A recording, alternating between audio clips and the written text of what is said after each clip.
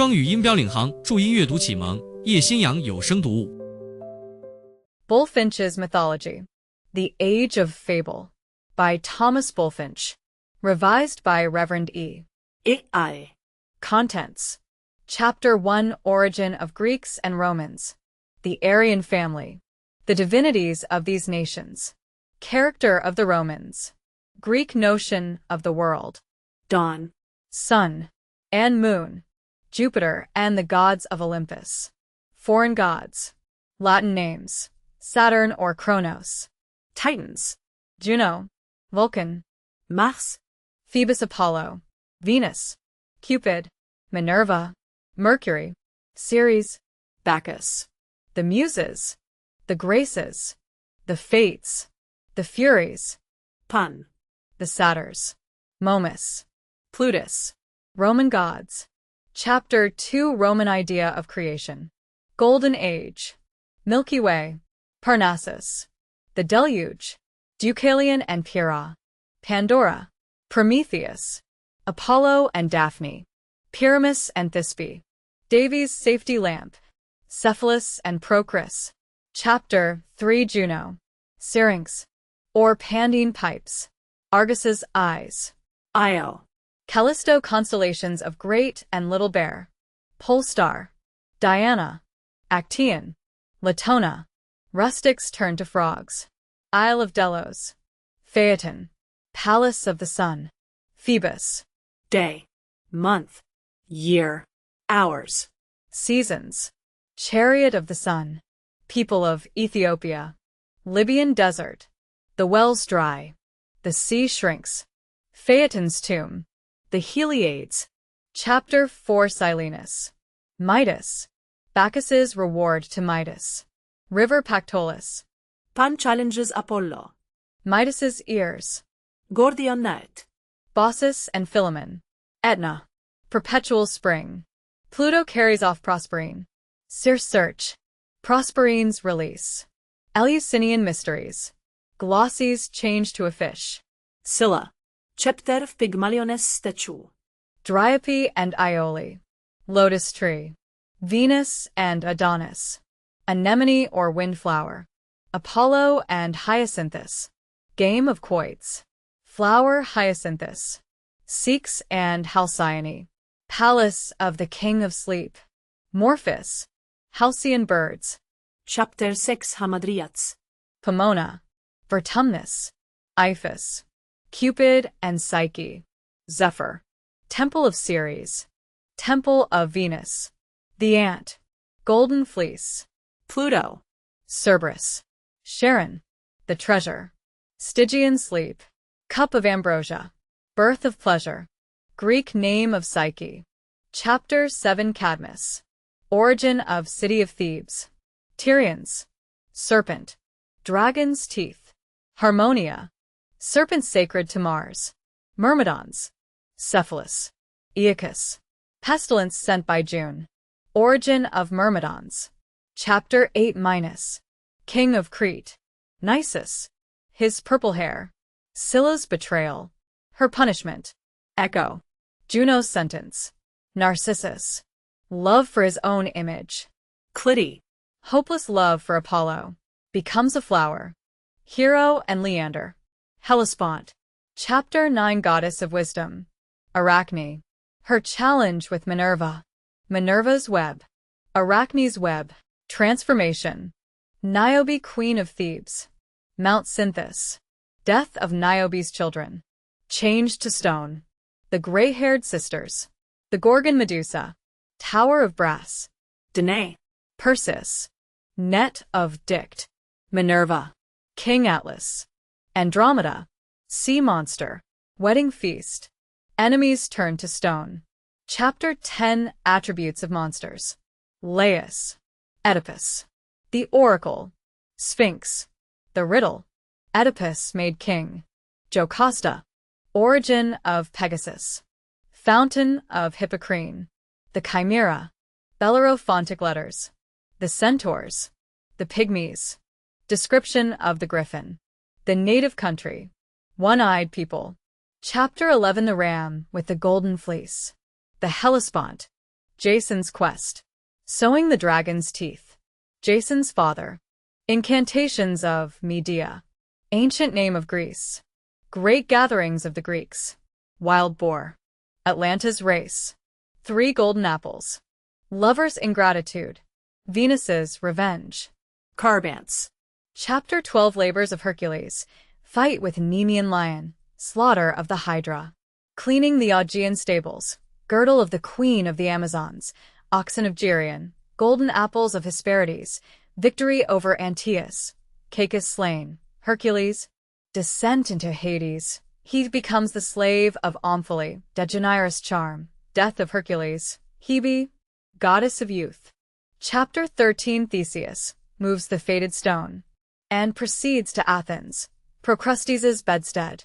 Tribute to Minos. Ariadne. Clue of thread. Encounter with the Minotaur. Theseus becomes king of Athens. Friendship of Theseus and Pirithous. The Theseum. Festival of Panathenia. Elgin marbles.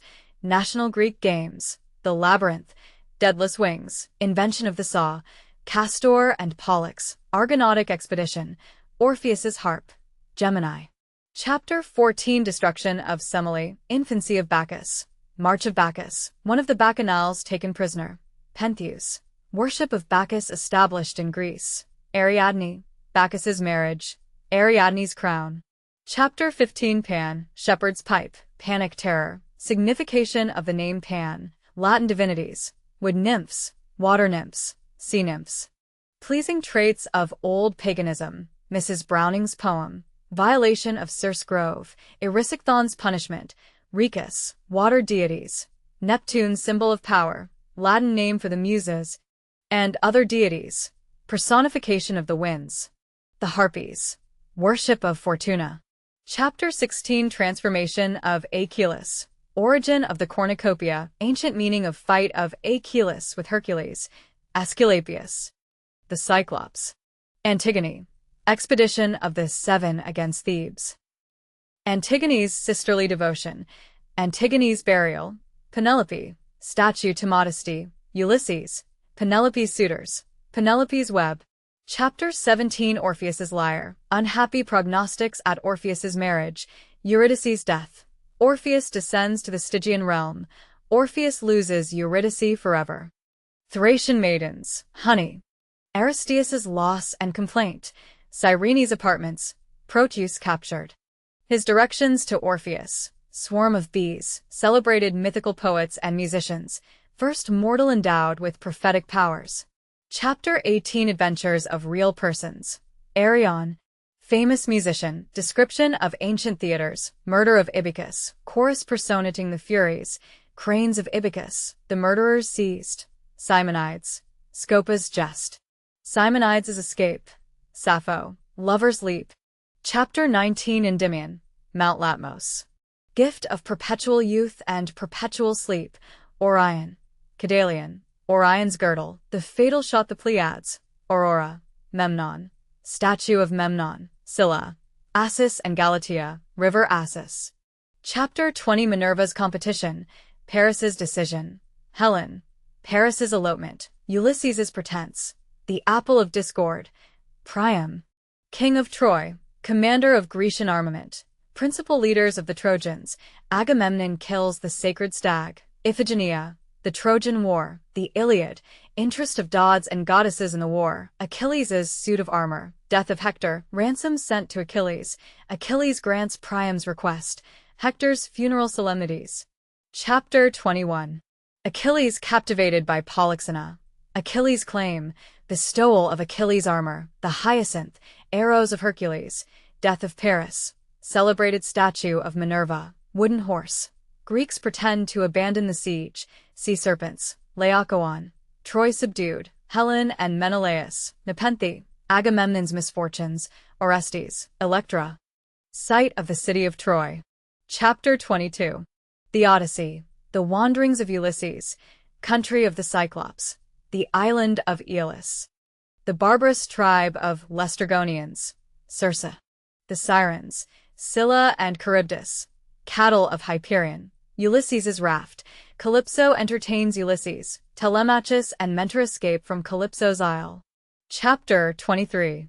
Ulysses abandons the raft, the country of the Phaeacians, Nausicaa's dream, a game of ball, Ulysses' dilemma, Nausicaa's courage, the palace of Alcinous, skill of the Phaeacian women, hospitality to Ulysses, Demodocus, the blind bard, gifts to Ulysses. Chapter 25.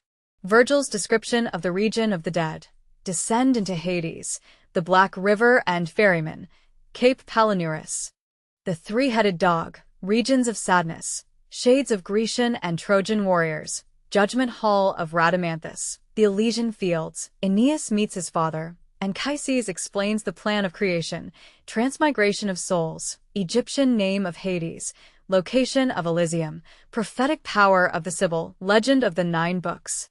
Stories of gods and heroes. Chapter 1. Introduction. The literature of our time, as of all the centuries of Christendom, is full of allusions to the gods and goddesses of the Greeks and Romans. Occasionally, and, in modern days, more often, it contains allusions to the worship and the superstitions of the northern nations of Europe. The object of this book is to teach readers who are not yet familiar with the writers of Greece and Rome, or the ballads or legends of the Scandinavians, enough of the stories which form what is called their mythology, to make those allusions intelligible which one meets every day, even in the authors of our own time. The Greeks and Romans both belong to the same race or stock. It is generally known in our time as the Aryan family of mankind, and so far as we know its history, the Greeks and Romans descended from the tribes which emigrated from the high table lands of northern India. Other tribes emigrated in different directions from the same center, so that traces of the Aryan language are found in the islands of the Pacific Ocean. The people of this race, who moved westward, seem to have had a special fondness for open-air nature, and a willingness to personify the powers of nature. They were glad to live in the open air, and they specially encouraged the virtues which an open-air people prize. Thus no Roman was thought manly who could not swim, and every Greek exercised in the athletic sports of the palestra. The Romans and Grecian and German divisions of this great race are those with which we have most to do in history and in literature. Our own English language is made up of the dialects of different tribes, many of whom agreed in their use of words which they had derived from our Aryan ancestry. Thus our substantive verb I am appears in the original Sanskrit of the Aryans as esmi, and m for me, my, or the first person singular, is found in all the verbal inflections. The Greek form of the same verb was esmi, which became asmi, and in Latin the first and last vowels have disappeared. The verb is sum. Similar relationships are traced in the numerals, and throughout all the languages of these nations. The Romans, like the Etruscans who came before them, were neither poetical nor imaginative in temperament. Their activity ran in practical directions. They therefore invented few, if any, stories of the gods whom they worshipped with fixed rites. Mr. Macaulay speaks of these gods as the sober abstractions of the Roman pantheon. We owe most of the stories of the ancient mythology to the wit and fancy of the Greeks, more playful and imaginative, who seized from Egypt and from the East such legends as pleased them, and adapted them in their own way. It often happens that such stories, resembling each other in their foundation, are found in the Greek and Roman authors in several different forms. To understand these stories, we will here first acquaint ourselves with the ideas of the structure of the universe, which the poets and others held, and which will form the scenery, so to speak, of the narratives. The Greek poets believed the earth to be flat and circular, their own country occupying the middle of it, the central point being either Mount Olympus, the abode of the gods, or Delphi, so famous for its oracle. The circular disk of the earth was crossed from west to east, and divided into 2 equal parts by the Sea, as they called the Mediterranean, and its continuation the Euxine. Around the earth flowed the river Ocean, its course being from south to north on the western side of the earth, and in a contrary direction on the eastern side. It flowed in a steady, equable current, unvexed by storm or tempest. The sea.